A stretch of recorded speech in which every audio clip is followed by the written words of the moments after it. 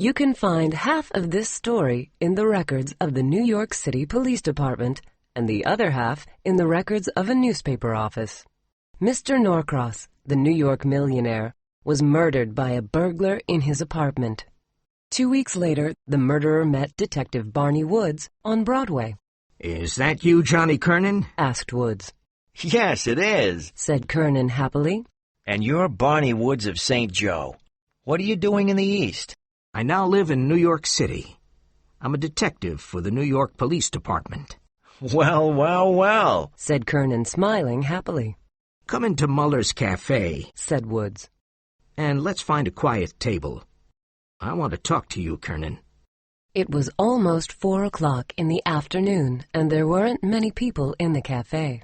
They found a quiet table, and Kernan sat down in front of the detective. Kernan was well-dressed and self-confident. Woods was short, pale, and wore a cheap suit. "What are you doing now?" asked Woods. "You left St. Joe a year before me." "I'm in the gold mining business," said Kernan. "Perhaps I'll open an office here." "Well, well, so old Barney is a New York detective. You were in the police in St. Joe after I left, weren't you?" "Yes, I was there for 6 months," said Woods. "And now there's one more question, Johnny. In your other burglaries, you never used a gun. Why did you kill Norcross?" Kernan looked at his drink for a few moments. Then he looked at the detective with a big smile. "How did you discover this, Barney?" he asked with admiration. "I thought I did a perfect job, didn't I?" Woods put a very small gold pencil on the table. It was a little watch charm. "This is the little charm I gave you when we were in St. Joe. I found it under the table in Norcross's room. Be careful of what you say, Johnny. We were friends once, but now I'm a detective, and I must do my duty.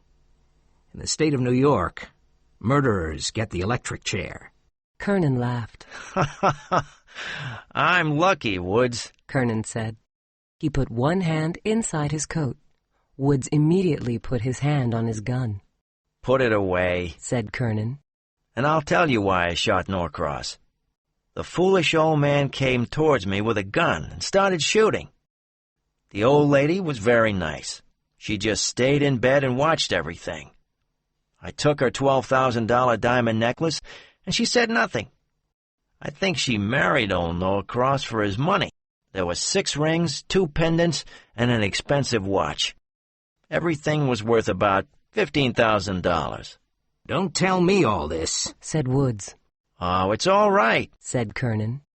"Everything is in my suitcase at the hotel. And now I'll tell you why I'm talking. Because it's safe. I'm talking to a man I know. You owe me $1,000, Barney Woods. You won't arrest me." "I remember," said Woods. "You gave me $1,000. One day I'll pay back the money. The $1,000 saved me. They were putting my furniture out on the street when I got home that night." "You're a good, honest man," continued Kernan. "and you can't arrest me because you owe me money." The waiter came and brought them some drinks. Woods looked at the little gold pencil and said, "I can't arrest you. I didn't pay back the $1,000. It's a bad situation for me. But you helped me once, Johnny, and now I must do the same." "I knew it," said Kernan, smiling. "I can judge men, Woods." "I'm silent only because I owe you money. Otherwise you couldn't escape," said Woods. "I know I couldn't," said Kernan. "That's why I knew I was safe with you." "You see, Kernan, I'm a man first, and then a detective. And now I'll let you go, and I'll leave the New York City Police. I'll probably go and drive a truck. I'll never be able to pay back the $1,000. "Oh, you can keep it," said Kernan. "but I know you want to pay it back one day. I was lucky that you borrowed it. But let's change the subject. Tomorrow, I'm going to the West on the train. I know a place where I can sell the jewels. Have another drink, Barney, and forget your problems. Let's have fun tonight. I'm in the hands of my old friend, Barney Woods." All evening, Kernan told Woods many stories about his successful wrongdoings and clever criminal plans. Woods became very irritated by this vicious man. Be very careful, Kernan. The newspapers could write about the Norcross case again, because there were a lot of burglaries and murders in New York this summer.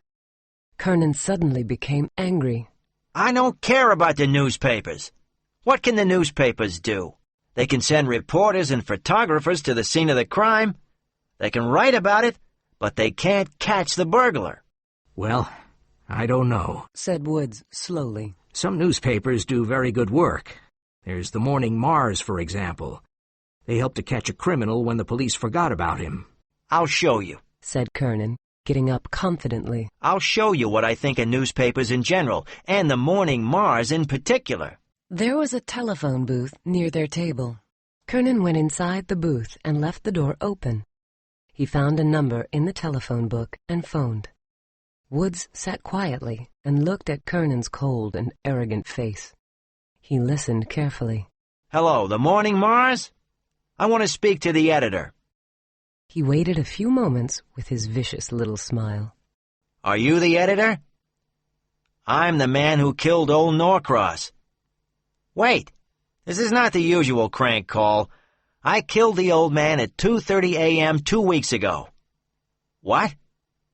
You don't believe me? You don't understand. I'm giving you the biggest scoop in the history of your boring little newspaper. What? Really? Well, you can't expect me to give you my name and address, can you?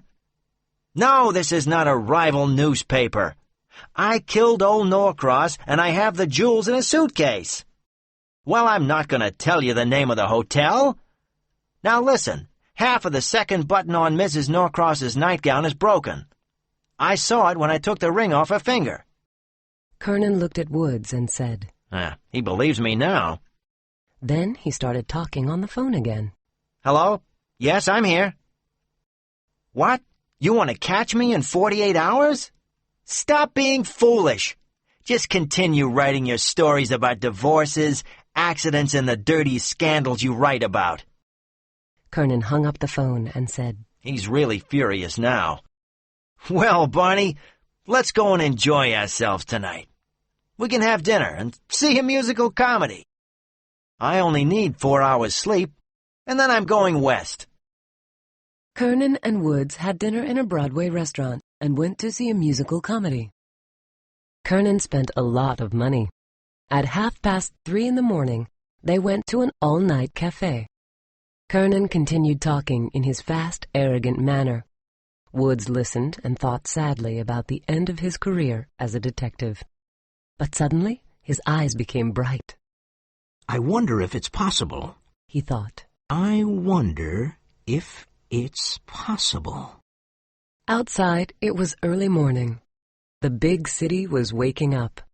Woods could hear the first noises of the day. One of the noises was the cries of the newspaper boys with the latest news, the clarion call. Woods gave 10 cents to a waiter and said, Buy me a Morning Mars, please. When he got the paper, he looked at the first page. Then he took a page out of his notebook and began writing with a little gold pencil. What's the news? Asked Kernan. Woods showed him the piece of paper. Please pay to John Kernan the $1,000 reward that is mine for his arrest. Barnard Woods. You tease them so much on the phone, and they put you on the first page of the Morning Mars. Now, Johnny, you'll come to the police station with me.